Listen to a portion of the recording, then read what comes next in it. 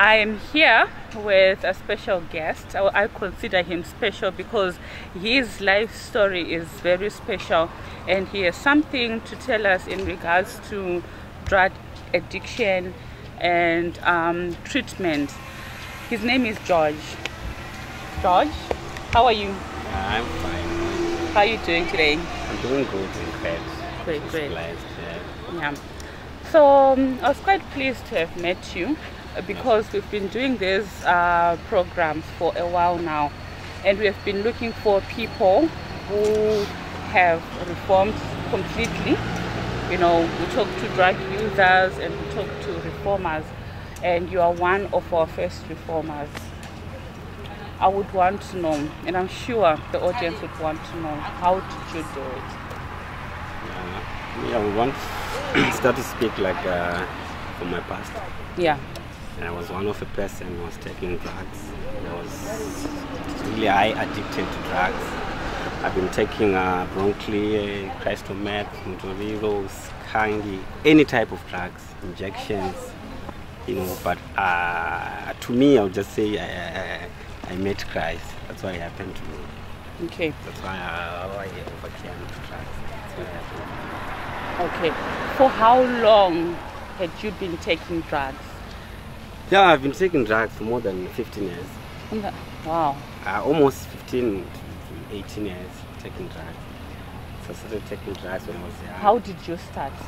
Do you remember the first time you experimented? I'm sure it was an experiment, because with kids it's true. Mostly an experiment, right? That's so can you please take us back? Yeah, I started because I wanted to experience how it is when you're high, how it is, you know. What was that drug that you took the first time I took I took marijuana. Okay. Right.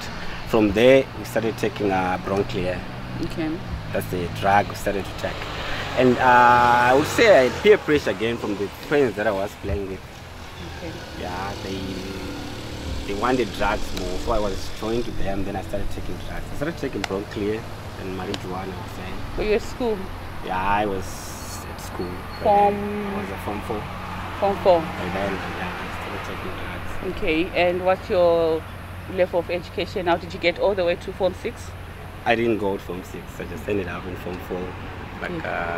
Because trouble then began. And things, life changed. So how was it at home with your parents, with mom and dad, your siblings?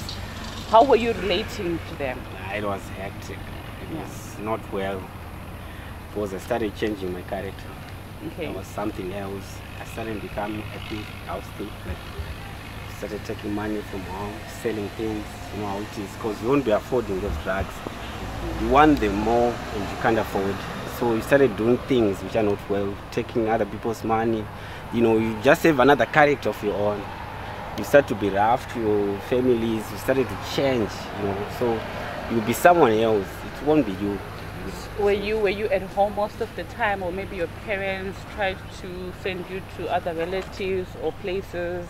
Because 15 years is a very long time. Yeah, it is. You know, this 15 years, were you just at home, or you know? Yeah, I was experiencing a lot home, but sending to relatives. But at times, the relatives don't like you. Yeah.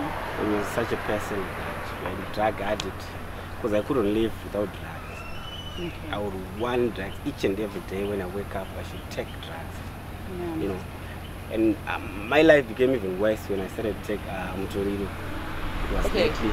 So in these 15 years, when did you start taking Torino? For the past 2 years now. I didn't take Torino for a long time. Okay. But from my own experience, Torino was much even worse than any other drugs I've taken before. What led you to start taking crystal meth? Crystal meth, I would say, I'm such a person that want to adventure. You know, wasn't broccoli. I just a certain level that I was just reaching. Okay. So I want another level to overcome that certain level. Okay. So I ended up in crystal meth now. Okay. George, I would want to know, when was your breaking point? When is it that you said, I have had enough now, this is it, I want to turn around of events? My breaking point was on this other day that I just felt it inside me that this thing I'm doing, because when you're taking those drugs, there's a certain time that you feel that you don't want to be in it, but by the time you look for someone to hold you up, but you can't find. So, you know, there's a certain time I just feel that I should stop all these things, because they were drowning me. I was going far, I was thin, you know, I was not me. Then I just felt that I should just stop taking drugs. Yeah. So what was your recovery process? You know, I'm sure it's a process. You've been taking drugs for this long. You're not just gonna wake up tomorrow sober. Yeah. What was the process like? The process was like, the advantage I met is that I went to church, then I met my apostle, C. Josiah. Okay.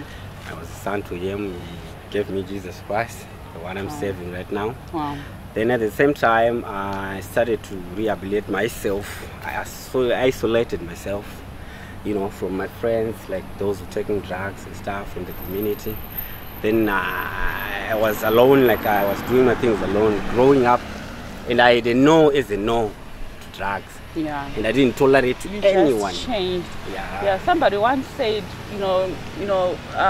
personal reformation comes directly from you. There's got to be that turning point where you yourself say enough is enough. Because it needs an inner you. Yeah. To say no. You can be taken to the rehabilitation center like Ngomahuru, whatever. You can even come back and start taking drugs. If you're not there yet, then you still take drugs. You can have a pastor, you can have whoever, but it takes an inner man to change.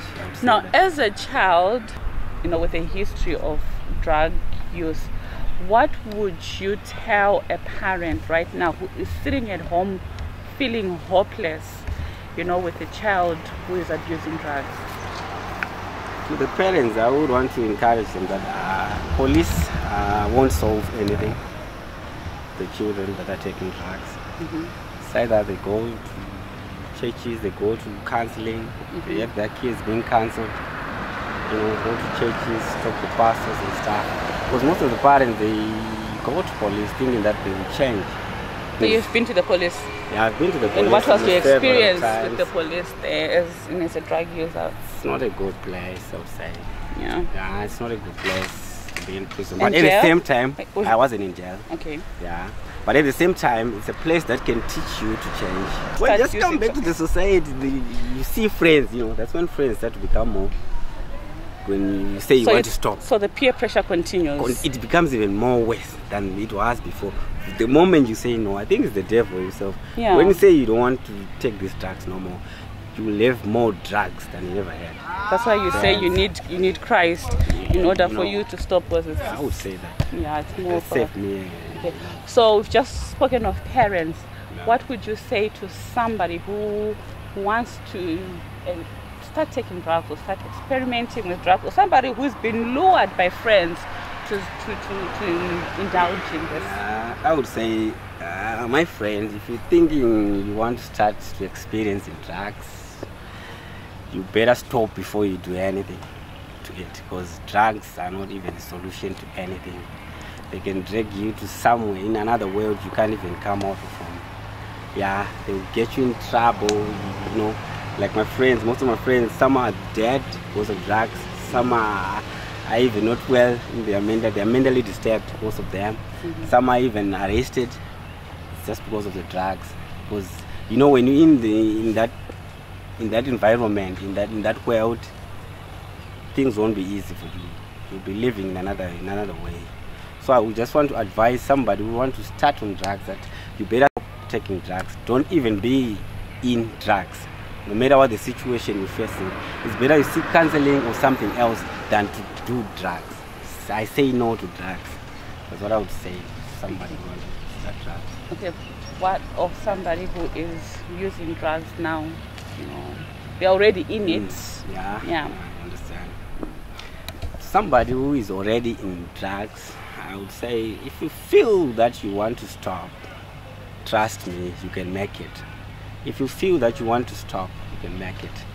Just seek counseling. Just stop associating with people you're associating with. Just stop, you know, being around people who are taking drugs. Just seek for counseling.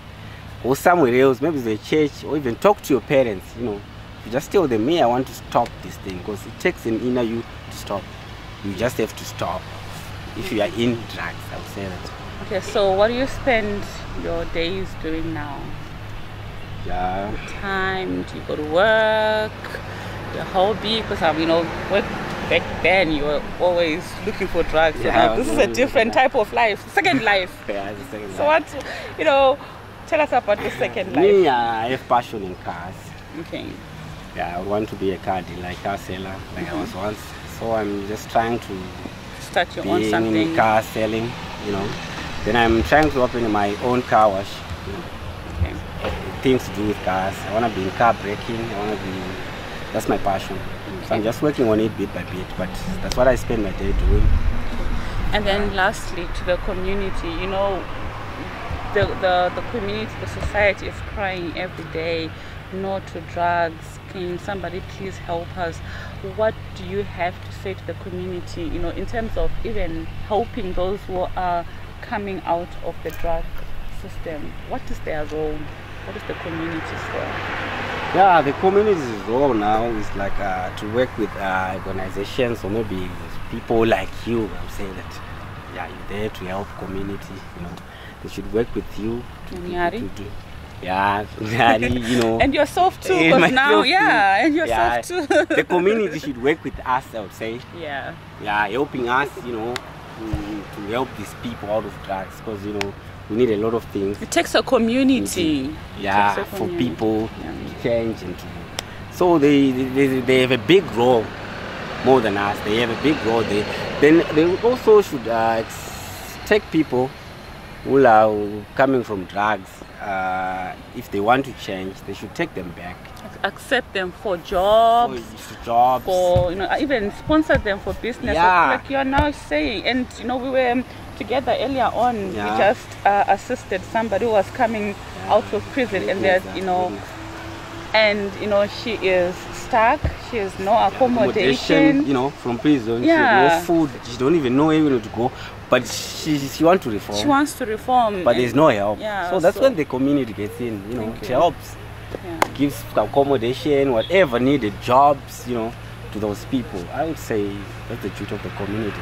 Other than to reject people, because the community will just say, he's a drug person, leave him alone, or leave him alone, or what. But they should help in with this, because it's drugs everywhere. So if there are people who want to change, the community should. I would say that, Well, thank you, George, for this interview.